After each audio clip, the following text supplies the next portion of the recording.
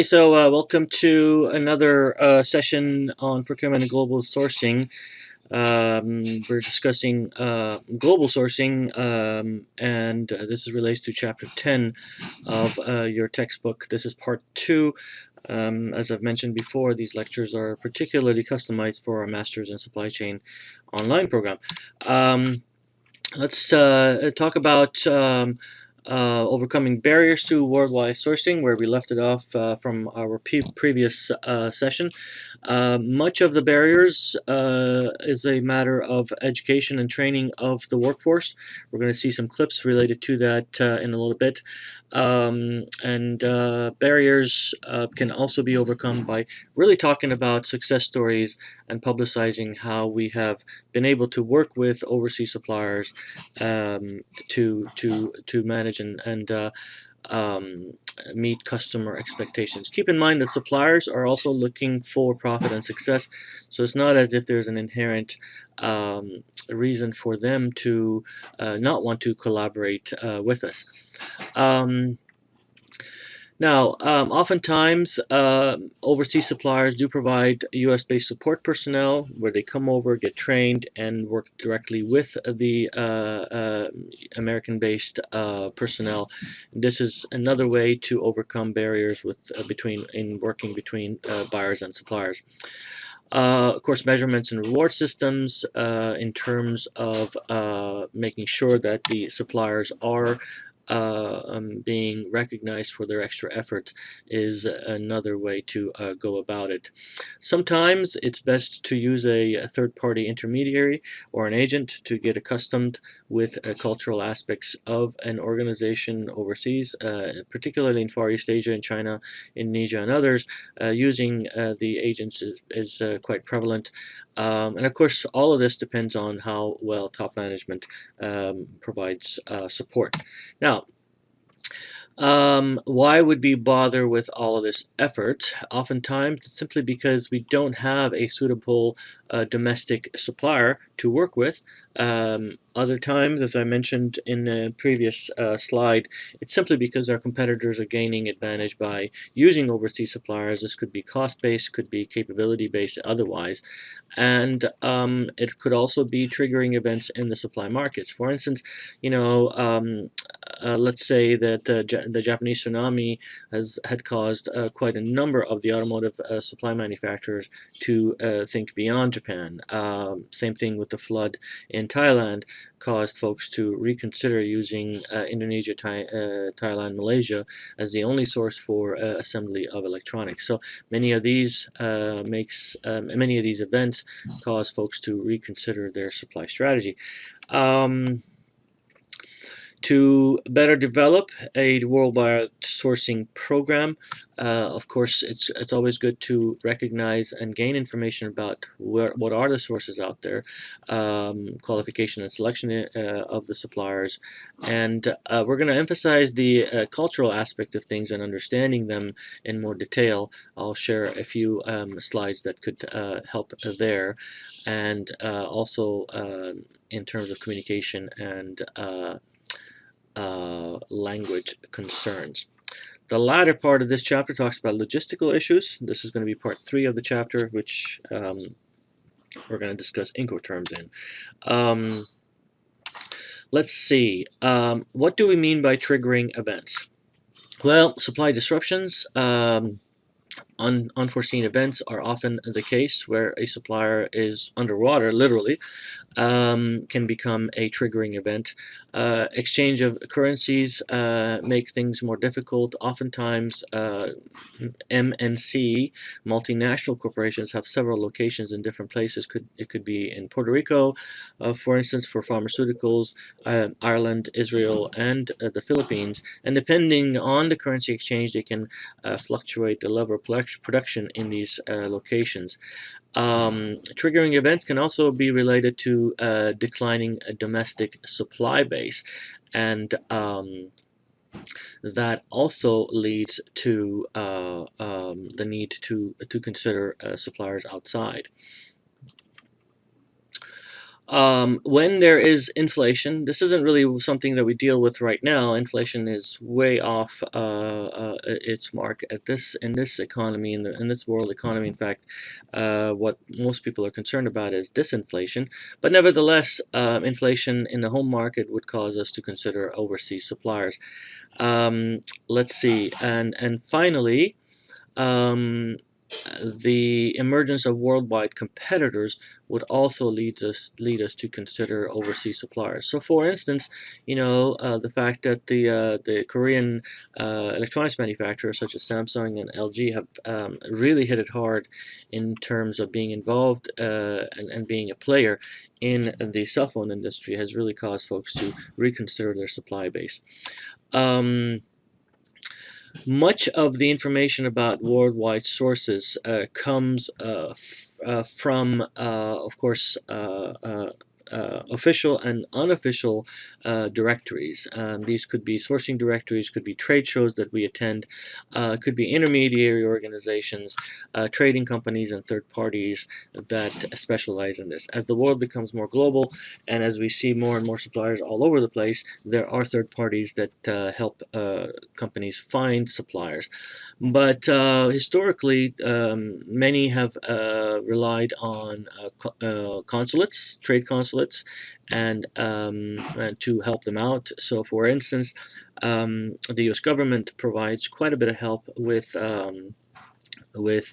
companies, U.S. companies that want to sell overseas, be it Brazil, Mexico, China, etc. And of course, you can always hire a consultant, foreign nationals to help out.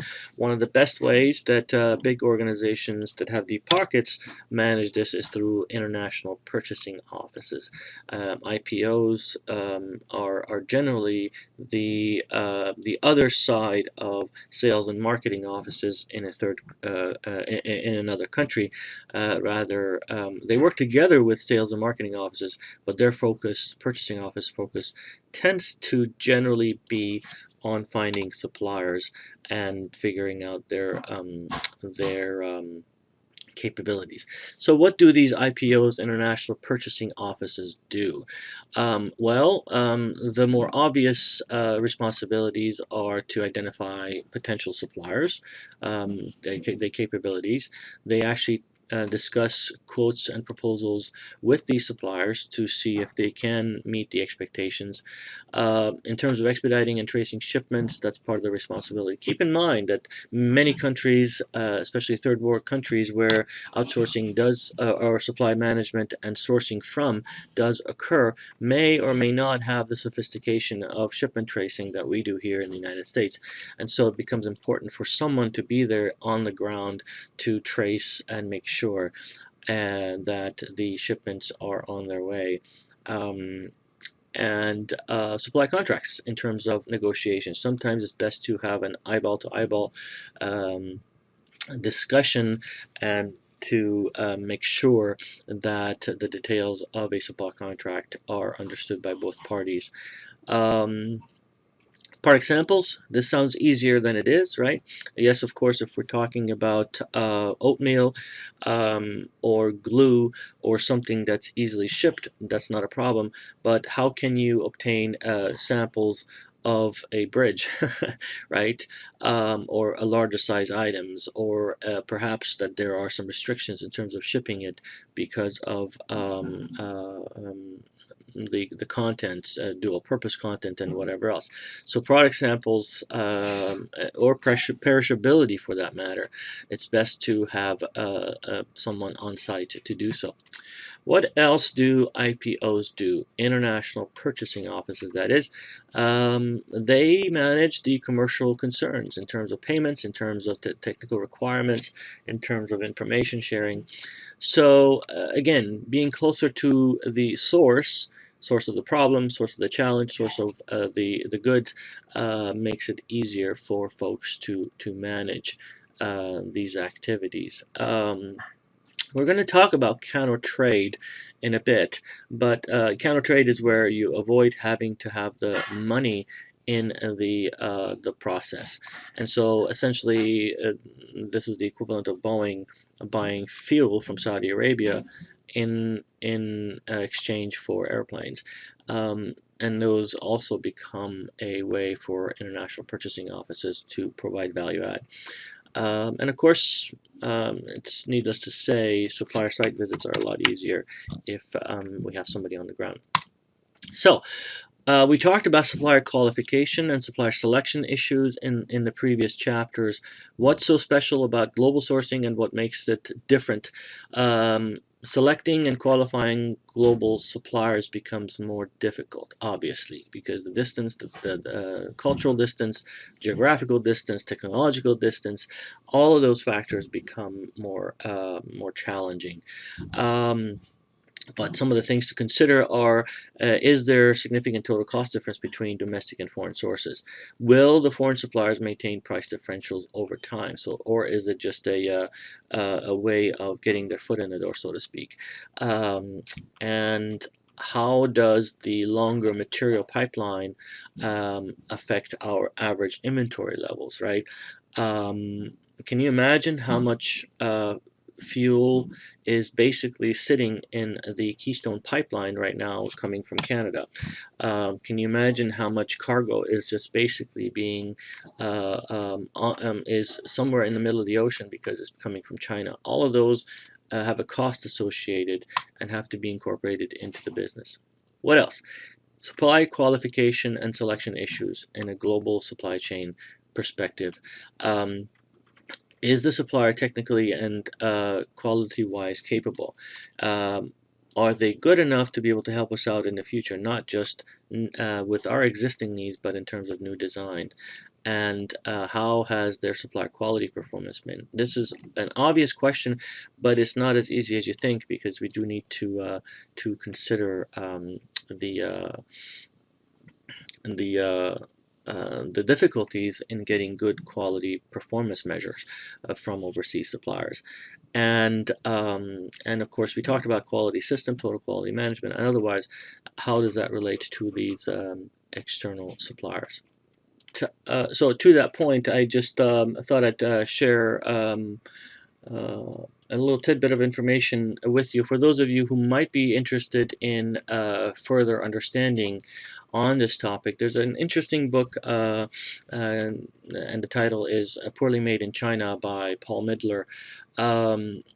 It focuses on Chinese suppliers, but it doesn't really have to be about Chinese. It's really about global sourcing and the issues that one has to be worried about.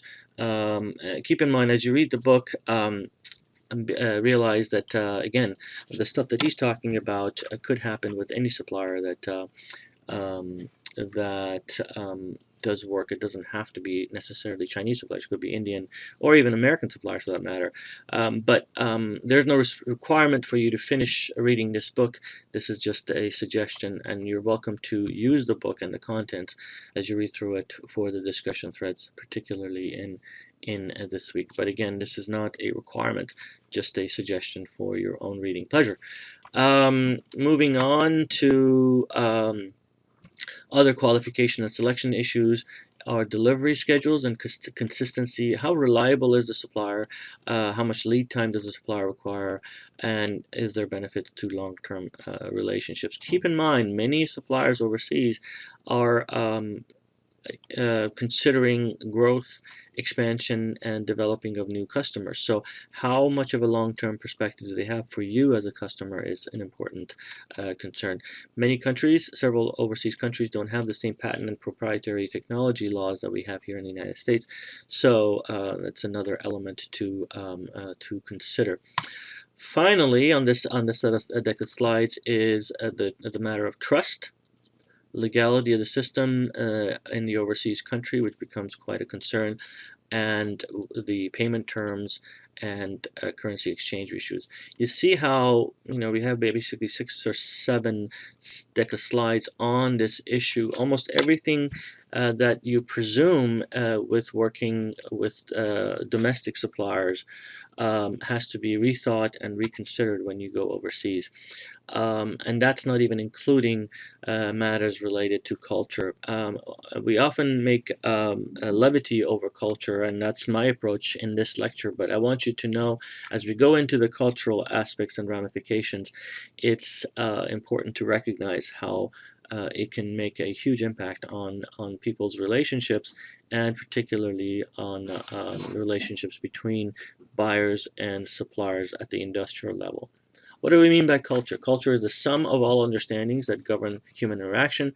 So we're discussing language, religion, values, customs, social institutions, and educational aspects of things.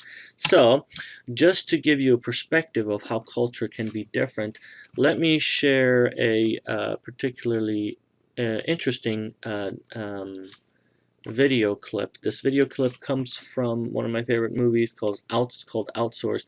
Apparently, there is also a TV program um, from the movie, but this clip actually comes from the movie itself.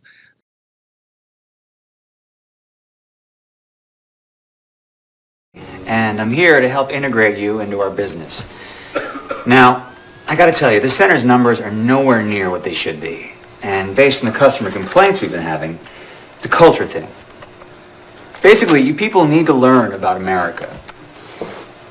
Now, it's all about bringing down the MPI. Things go faster if the customer feels they're talking to a native English speaker. But we are native English speakers.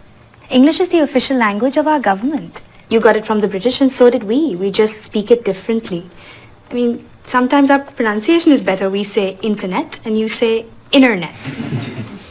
Fair enough, but that's exactly my point. I'm asking you to say internet. All right, next time you're on a call, try to listen carefully to the customer's pronunciation, their slang, small talk. Try to learn from them. Learn about America. Sir, Yes, you are? Manmeet. Man, meat. No, Manmeet. What I want to know is, what is small talk? Oh, it's like, so how you doing today? How's the weather in Arizona? You can talk about sports. Like cricket. All right, never mind. Forget sports. You want to sound American. If anyone asks where you're located, just say Chicago. All right? Try that. Chicago. Okay. When you make the ah sound, sort of hold your nose to flatten the vowel, like Chicago. Chicago. It's great. And if anyone asks how the weather is, just say windy. Yes, you are? Asha, sir, isn't that a little dishonest? I mean, I'm not going to lie. I'm not in Chicago. I'm in Gharapuri. Look, when I was hired to do this job, I was told that I would be selling products to a customer on a telephone. I did not know we had to be deceptive. Well, a lot of Americans are upset about outsourcing. But sir, most of the products they're buying are made in China. Okay, we're almost back. We'll continue this tomorrow. Thank you. It says made in China on the box. It says so on the packet. Okay, what else? Yes, man, meat. I do not understand item H403. H403. A lot of Americans wear these to sporting events. But why, sir? It's hard to explain. We just do. Yes, I don't understand the purpose of A221. A221. That's a burger brand. Americans eat a lot of beef, and some people like to burn their initials into their food with a red-hot iron before they eat it. Why? It's like a cattle brand. You know, the thing you use to burn a symbol into a cow with? No, in America, that's how you keep track of your cow, is branding. With a red hot iron. Yeah. But wouldn't the cow run away? Oh, no, we only do it to baby cows. When they're small enough to hold them down. Yes, Asha? A suggestion, Mr. Todd. Go ahead. You need to learn about India.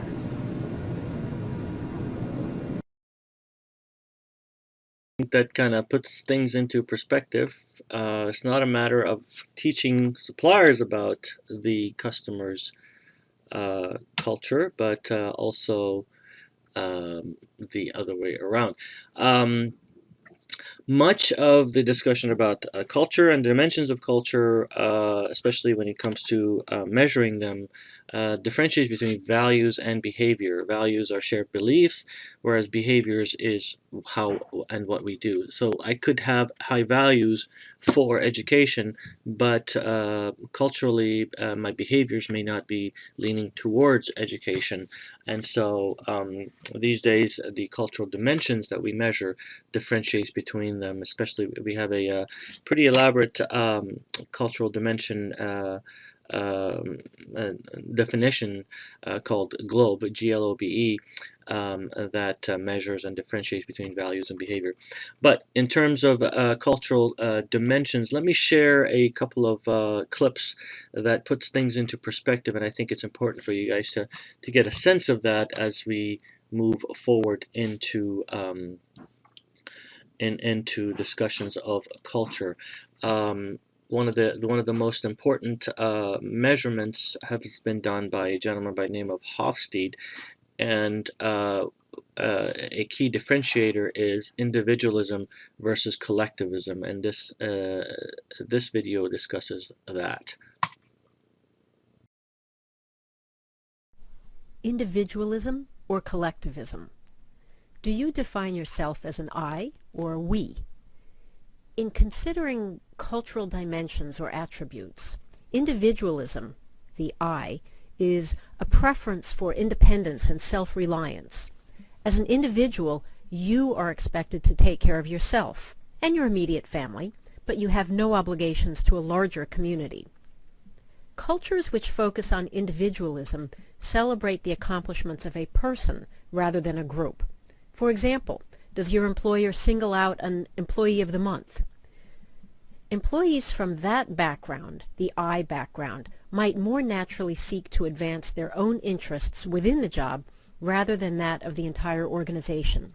Australia, the US, the UK are all individualist cultures emphasizing the obligations of the individual's human rights, the individual's personal responsibilities.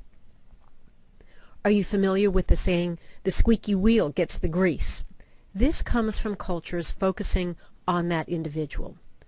By contrast, other cultures on the other end of the spectrum, such as China or Pakistan or Venezuela or Ghana, the group is of paramount importance. This is collectivism. An individual is expected to be loyal to that group and not advance his or her own personal interests at the expense of the group. To operate outside the interests of the group is considered downright shameful, both to the individual and that group, whether family or work-based. In fact, in Japan, a collectivist culture, unlike the squeaky wheel, the nail that sticks up will be hammered down. In a workplace favoring collectivism, relationships at work are considered to be family-like. The employer offers protection in exchange for loyalty. An employee with poor skills would not be dismissed, but probably moved to another position. On the other end of the spectrum, employers and employees favoring individualism see the work relationship strictly as business.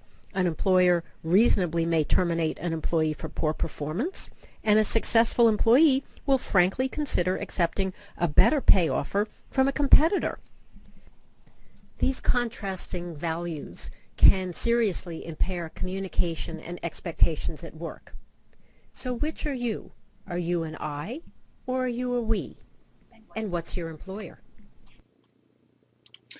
Individualism and collectivism. And so working with suppliers in collectivist cultures is something to consider if their values are different. But frankly, it gets more complicated than that. Here's another element of culture that could be different. Power distance. Do you feel more comfortable working in a strong hierarchy, or do you prefer a sense of equality with all of your colleagues? This sensibility is called power distance, and it concerns the degree to which power is distributed and expected in an organization or other culture. How does an individual or group perceive and respond to inequalities amongst people? In a high power distance culture like the military or a large law firm or a country like Russia, a strong vertical hierarchy is expected.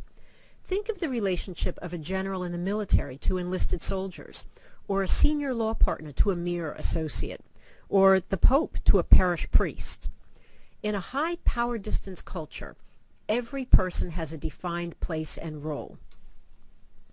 In a low power distance culture, say a unionized workforce, a legal services organization, or a country like Norway, there is a strong expectation of equality in power, in decision making, in benefits, and other work conditions. What about you? Do you prefer to give orders, or do you couch them as suggestions? Do you assume your boss, Mr. Gregory, should have a high design, fancy, large windowed office, even though you have only a small internal cubicle?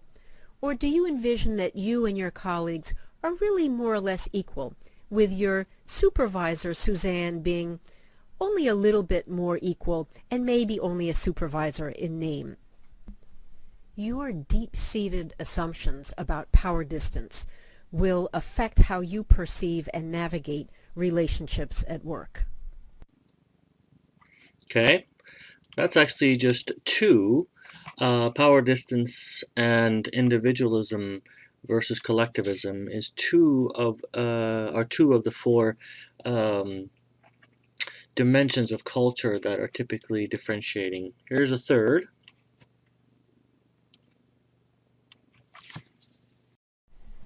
Time or relationship? How do you or your company approach work? Are the people or the task more important? Which takes precedence? On one end of this cultural spectrum is a strong focus on time and task. Nurturing your relationships with coworkers or clients is much less important than simply getting the work done and getting it done quickly. Get to the point. Cut to the chase. What's your bottom line? If you are time and task oriented, you have little patience for what you perceive as idle water cooler chit-chat. Native New Yorkers are famous for their direct communication style, their preference for getting right to business. Yeah, what do you want? However, at the other end of the spectrum is a powerful preference for building relationships. In relationship-oriented cultures, such as Mexico, maintaining a harmonious relationship with coworkers and customers takes definite priority over accomplishing mere tasks. When I call a colleague in Mexico, I've learned to plan to spend at least several minutes up front asking about her family, talking about mine, discussing the weather, current events, upcoming holidays. Only then do we turn to the work project. If I immediately started talking business, she would perceive me as downright rude and cold, and this would impair our working relationship. On the other hand, when I get a phone call from a New Yorker asking for pricing information, I don't waste time on pleasantries. I get right to the point. You can see that two employees who place differently on this spectrum may well clash. A punctual, numbers-focused accountant with an eye on the clock and her chatty, frequently tardy assistant who talks about his children, his aging mom, and the Yankees, if they're his team, well, they both are daily annoyed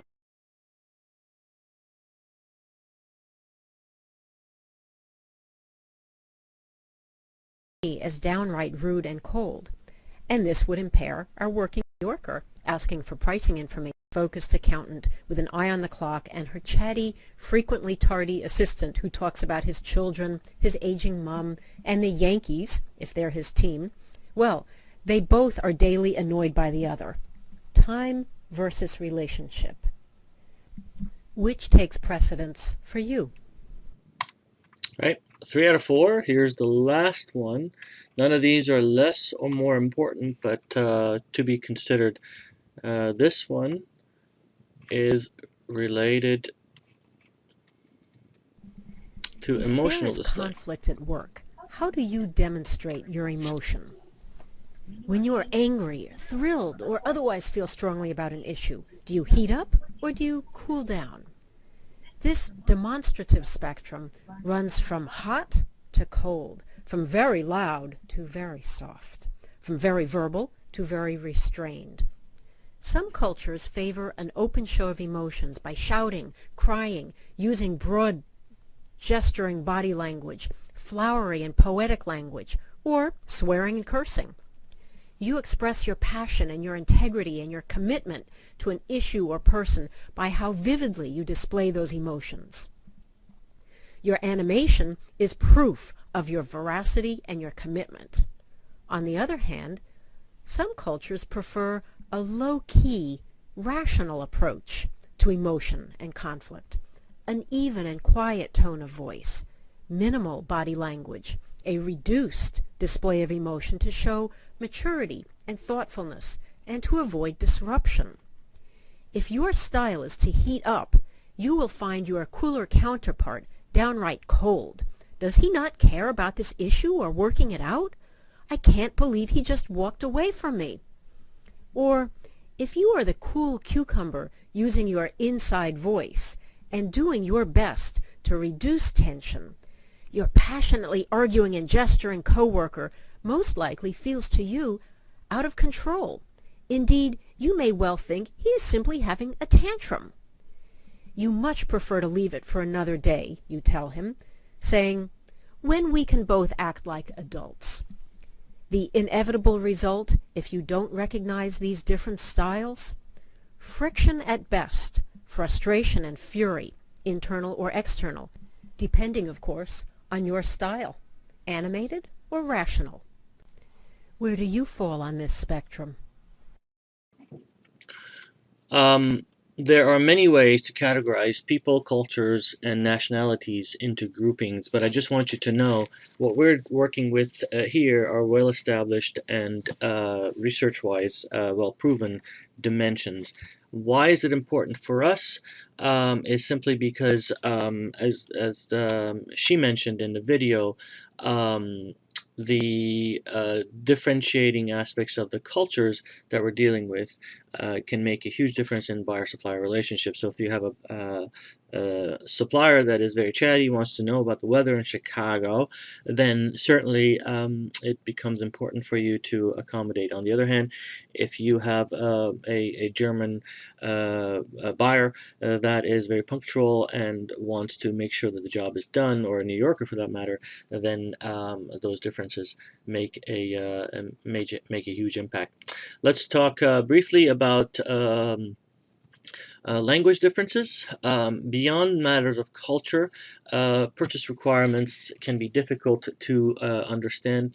Like the video from Outsource movie mentioned, the purchase requirements and the expectations of a purchasing item can differentiate between cultures. In the Indian culture, they would not imagine herding a cow. Here in the US, it becomes a source of pride. And of course, not everyone speaks and understands English the same way as we do. I guess not everybody pronounces it as internet. Speed. Here in the United States, for instance, we like to talk faster here, at least here in New Jersey and New York. And the content level, some folks would rather dig deeper, whereas in other locations, they just want to get to the point. Some recommendations when dealing with suppliers at a global level. Consider the fact that many suppliers use English as a second language. Communication problems becomes the onus on both, but particularly for the buyer. Oftentimes, nodding the head and saying yes doesn't mean agreement. It just means that they understand what we're saying. So slower speaking ensures that they get the details. Keep in mind that oftentimes a supplier or a buyer overseas doesn't want to disappoint you by having to interrupt and ask for further detail and explanation. So they might just be trying to save face by pretending like they fully understand you. Graphics are always good. If you understand, you agree, you have a problem, a question mark, whatever else it might be, and jargons, slangs, sports, and military metaphors could be a problem. Hitting home run, a touchdown, first and 10, all this stuff is something that maybe we understand, but across the seas it has no meaning whatsoever at all. Certainly wearing cheese on your head doesn't mean anything to folks in Bangladesh or Turkey or even frankly in Europe.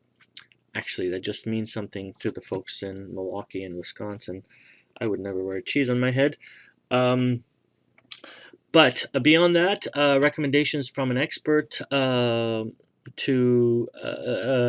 it's always a good thing to bring an interpreter to meetings. Interpreter also provides you an opportunity to pause, reflect, and think about what you're going to tell the other party. And interpreters can be more than just translators. Interpreters really interpret what the message is. And so educating them in what the supplier and what the transaction is about can be very helpful. And try to write things down. Whoever makes the writing and keeps notes usually is happier with the outcome of the decisions. Okay, so this essentially is the end of part 2 of chapter 10 on global sourcing. And we are going to pick up on the last part of this chapter, which is related to logistics and Incoterms and some of the matters of worldwide